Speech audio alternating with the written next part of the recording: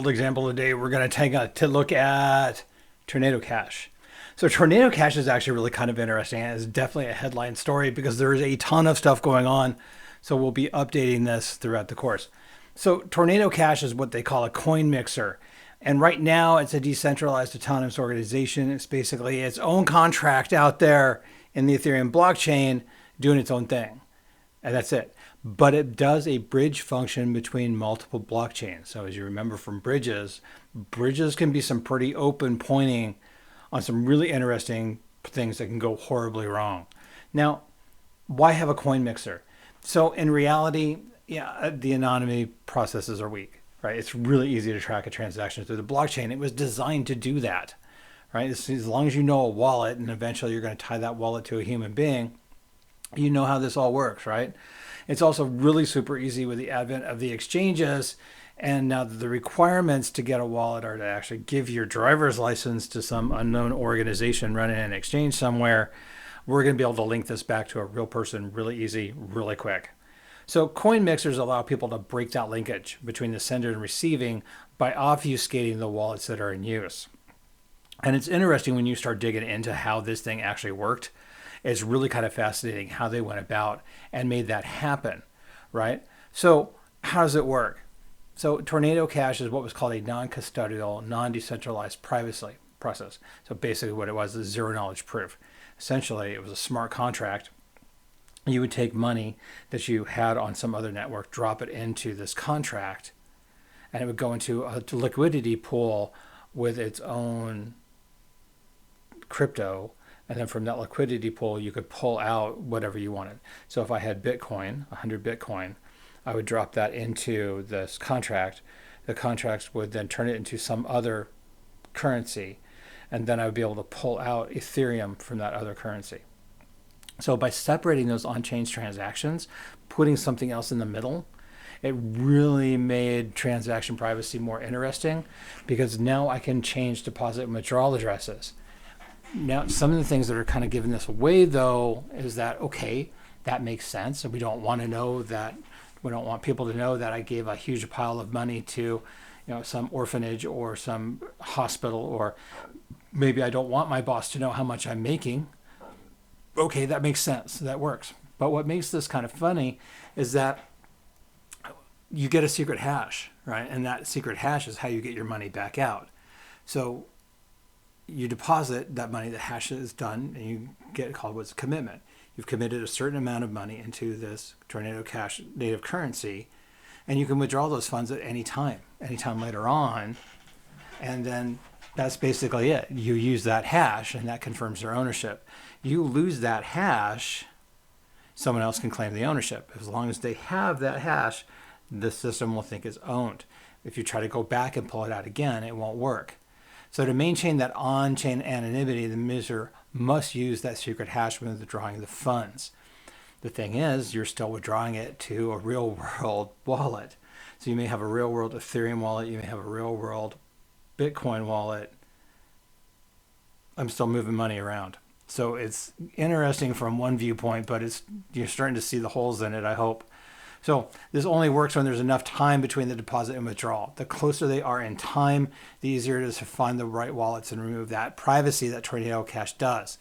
The other thing was interesting is that in their documentation, they suggested that you use a VPN so you can't get network monitored, and deleting your browser cache or going incognito mode to reduce your forensic footprint.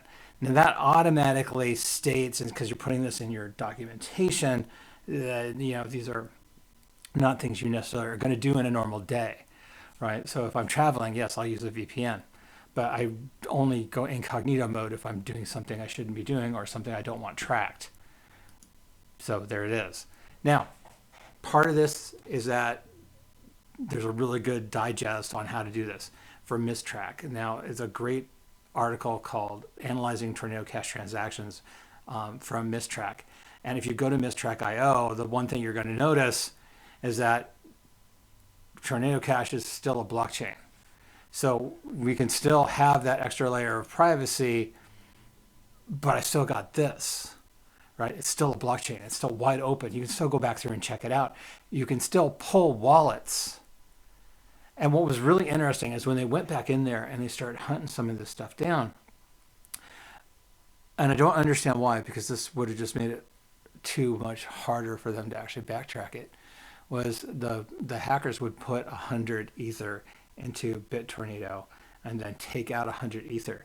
So you're able to track it by the amount as well as date and time and what kind of transfer it was, right? Whether a proxied swap or full-on swap or something else, and who it went to. But the weird part is they're actually using the same amounts. So that's basically what they're kind of tracking on, is that when they're going back and they're doing this, they're actually able to go through and do that chain analysis that we would do anyplace else to figure out where the money went.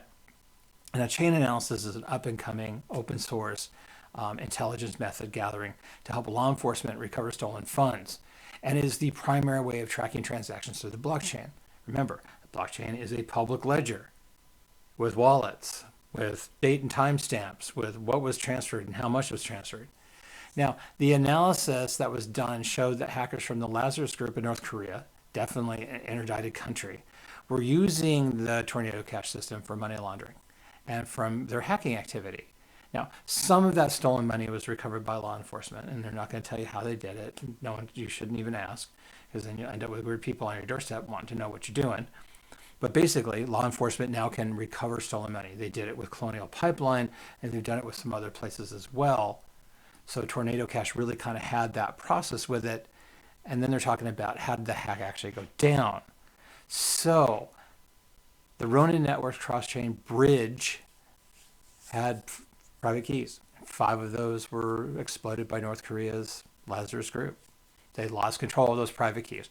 You lose the private keys, you lose everything about that network. You're not coming back. You're not doing anything with it. It's no longer yours. So upon reaching that majority consensus, right, they owned the network now. They had 5 of 9 private keys. They transferred 173,000 and 25 million from the Ronin Bridge. And this is according to the article that came up on this from Cointelegraph, probably the writer's son. So interesting. That's a lot of money, and because of a bridge. Now, Tornado Cash, because of this activity by their users, has been blacklisted by the U.S. Treasury Department. So don't use the system, right?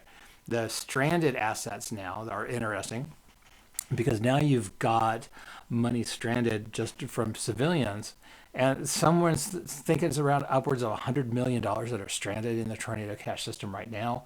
There could be less, there could be more. There's really kind of inconsistency about how much money is actually stranded out there. People are trying to figure out how they can pull their money out because now the Tornado Cash wallets that are embedded in that contract, you can't use. They're interdicted. They're on blacklists. So there are active and good blacklists for wallets in this system to try to figure out, whether you can send them good money or not. And there's a really great back-end system for determining wallet's validity and whether it's on a back-end or not. It works with an API, and we'll go into that when we take a look at wallet security and everything else that goes with that. The interesting part, though, and the part that makes this even more weird, is that as of today, there is the detention of one of the lead developers of Tornado Cash in the Netherlands. So it's questioning how those sanctions are actually working. And leading here in that argument is there are legitimate uses of Tornado Cash.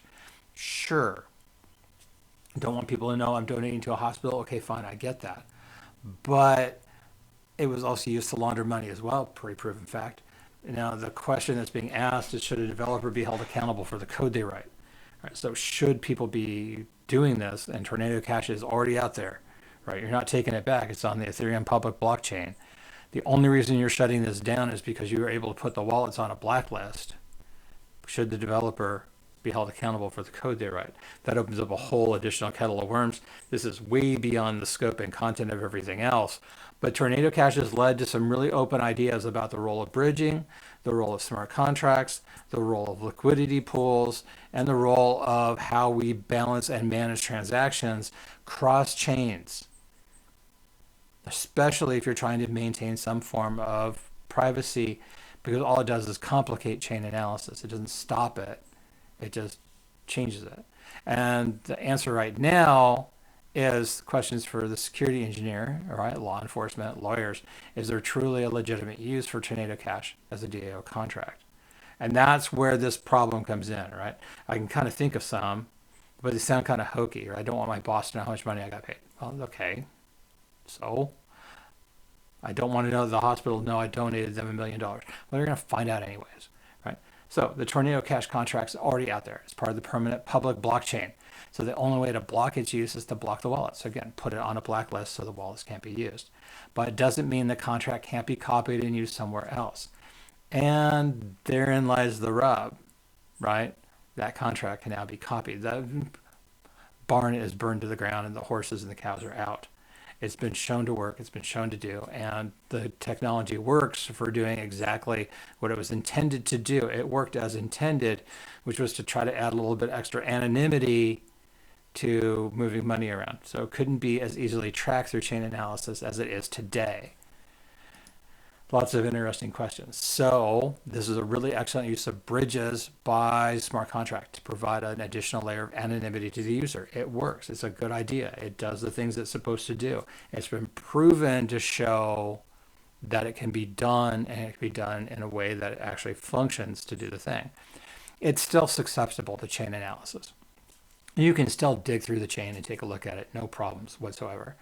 But what is still pending is what the actual charges are. Just because he's being held in the Netherlands, as far as today is concerned, no charges have been filed. We don't really know what has been done here. But U.S. Treasury has said this system can't be used. They blocked the wallet, so it's on our blacklist now. The contract is still out there. There's still money in the liquidity pool. There are legitimate people with legitimate money out there that are in the liquidity pool, and we don't know if they're going to get their money back. So, good idea, bad idea, but a real world situation. And a real world situation a company may find themselves involved in. So you really are going to want to follow this case. If you're doing risk management, and you're working at bridges or you're working at side chains or anything else that does anything like this case is your test case. It's going to be really interesting to see where they go. I know I'm going to be following this thing clearly. And honestly, when we start getting those answers back, I'll update this lecture so that we all have a closure on this, because it's just fascinating.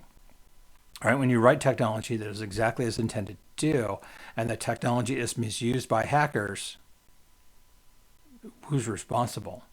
This is going to be a tough one to answer, because again, so there's some lawyers that are really going to get involved in here, and it will probably bring in some really high-powered lawyers that really get all this stuff. All right, and that's it for this real-world example.